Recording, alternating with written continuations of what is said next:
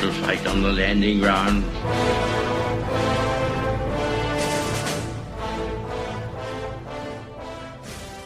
Thank you for joining us. You're listening to A Radio, and this is the Morning Minute. Please click on the follow button on Spreaker.com.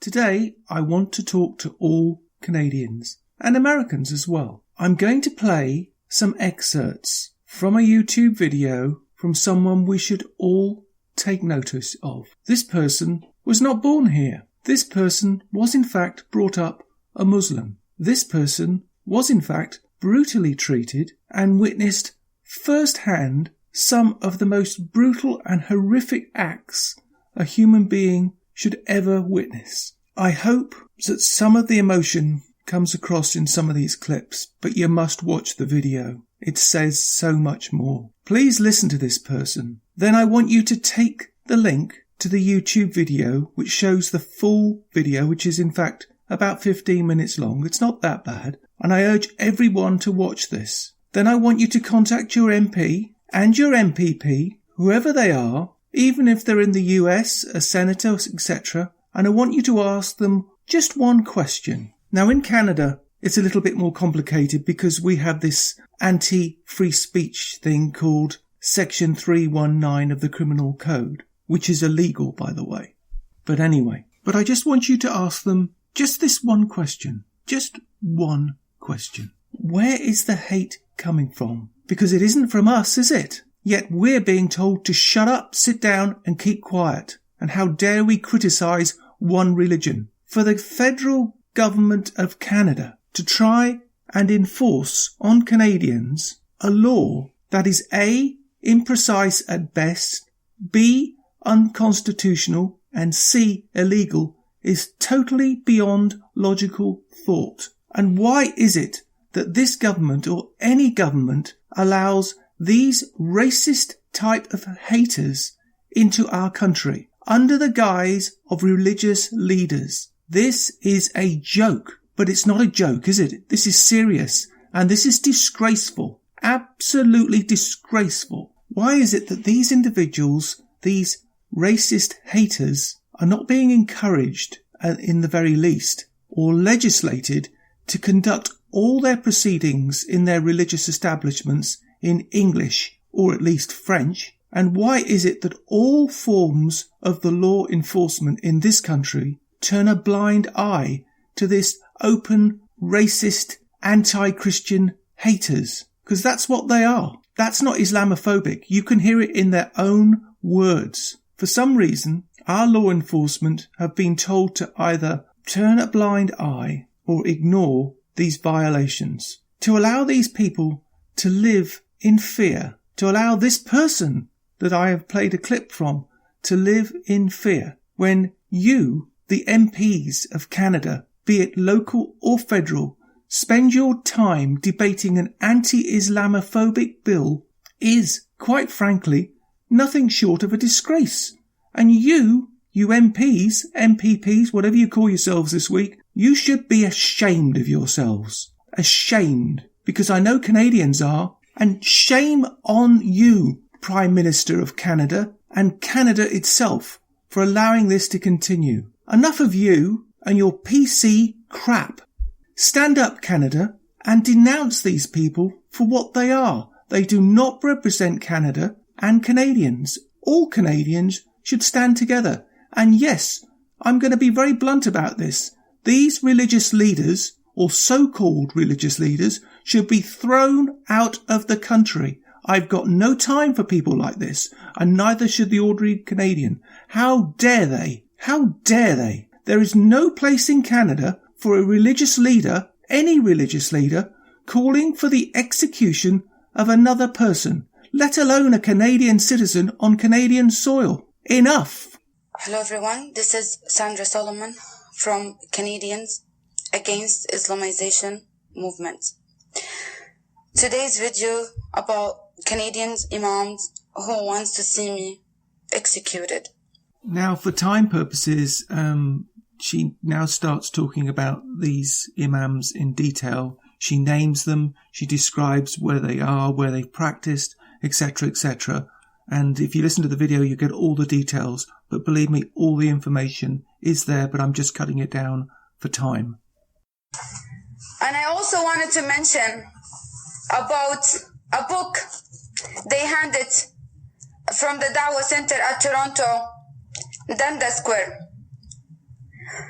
Activities at Dundas Islamic Booth at Toronto Dundas Square handed out copies of the book. The name of the book, it's A Human Right in Islam and a Common Misconception.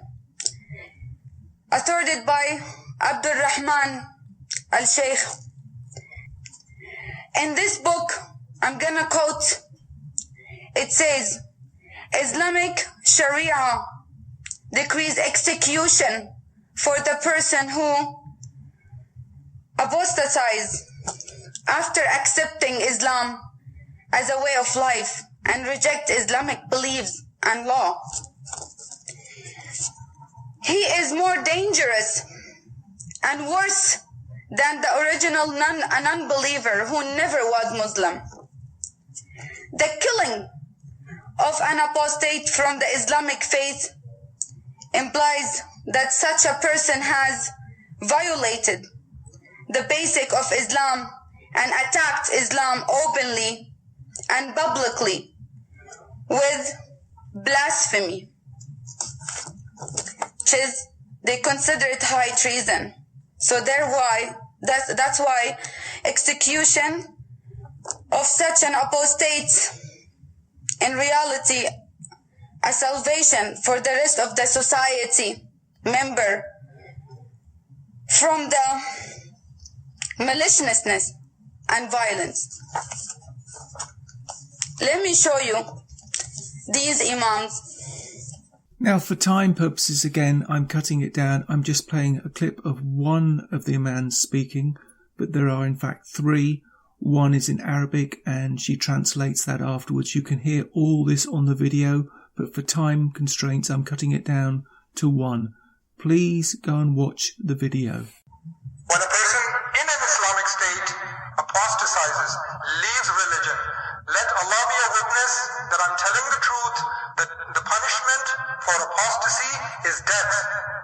Anybody telling you on the member anything else, wallahi al-azim, they're lying to you. This imam, that's me openly calling for my execution. But these imams, they don't know what I've been through. And they call it, this is a human right in Islam. That's the human rights in Islam. To kill, execute the one who leave it.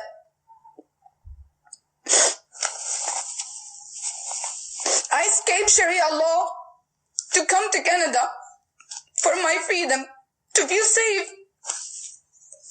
How can I feel safe now? And this Canadian imam on the Canadian soil calling for my execution. What I witnessed in Saudi Arabia, I witnessed the beheading myself. They don't know what I saw. I saw the beheading when I was like between 10 and 11 years old baby.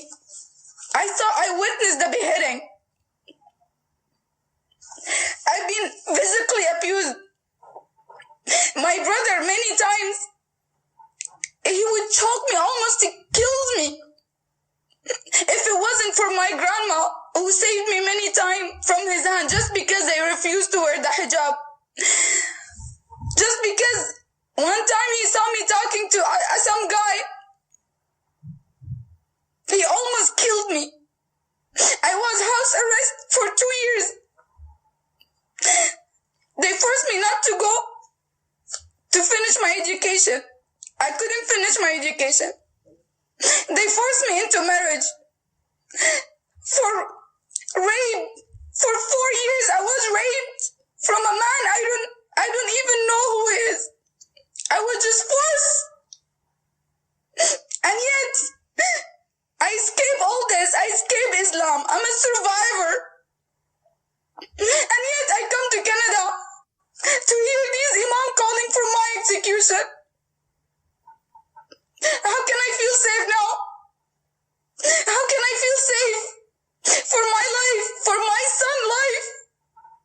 Is that the human rights in Islam? Is that Islam? That's Islam. I can't imagine this is happening. This is happening here in Canada. Canadian Imam calling for my execution. I'm not going to play anymore. Because for me, as a Canadian, I find that so upsetting and so sad that this country, the country that I came to only a short while ago, has changed beyond all recognition due to political correctness. This is not right, that anybody has to live like this. And for these people to come into this country and try and impose their laws on people who choose not to be under their law, and then for our people and our religion and secular people to try and enforce their laws, in other words, these ethnic people, their laws on us, Christians and Jews and others, is abhorrent. Because if you think that this is going to stop at Bill M103 or whatever they want to call it this week, you are sadly mistaken. This is the tip of the iceberg. As I keep saying to you, they are breaking the law. They are destroying the Constitution of Canada and thereby the Charter. Canadians cannot let this stand. And for this person, and I'm sure there are others out there, they are terrified for their lives. In Canada. That cannot stand, surely. We have imams in Canada now saying, don't buy anything from kafirs, which is an offensive term, I wish to point out to my Canadian friends. Kafir is an offensive term. It's a racist comment. But are they ever prosecuted? Are they? Heck. No, this woman fears for her life, for her family's life. It's just intolerable in this country that MPs, my MP locally, where I am, totally in denial, MPs generally in denial, MPPs in denial, they're all in denial. Oh, it's not happening here. Well, you know what? The last time this happened, little place in Europe called Germany, and a whole race was nearly wiped out, wasn't it? And even the American media covered that guy and thought he was wonderful. We cannot let this continue in Canada. I don't care if that's not politically correct. I don't care if they think that's some sort of phobia. It's reality. People are going out and threatening to behead people and execute people. This is not Canada. We can't allow this to continue. The link to the full video will be on my website, and it'll be under the tab Free Speech Under Attack in Canada. How apt. And once again, I urge you to watch the full video. It's not my video, it's this lady's video. And just listen and watch the angst and sheer desperation of this lady. This is not Canada. We can do much better than this. We can do much better than all of these politicians.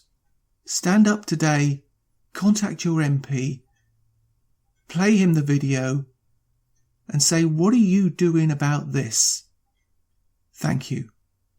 Thank you, my Canadians, and thank you, my American friends, for listening. You can find more at aradio.wordpress.com, and I'm on Twitter at @ARadioCanada. That's EHRADIO Canada. I'm also on Facebook at the same address, A Radio Canada. I'm now on Gab, at aradio, that's EHRADIO. You can email me at aradiocanada@gmail.com. Please click on the follow button on Spreaker.com and you can listen to all my morning minutes there. And under Spreaker.com/aradio, that's EHRADIO. And please click on the like button. You can find all my podcasts and all my morning minutes at aradio.wordpress.com and click on the Morning Minutes tab.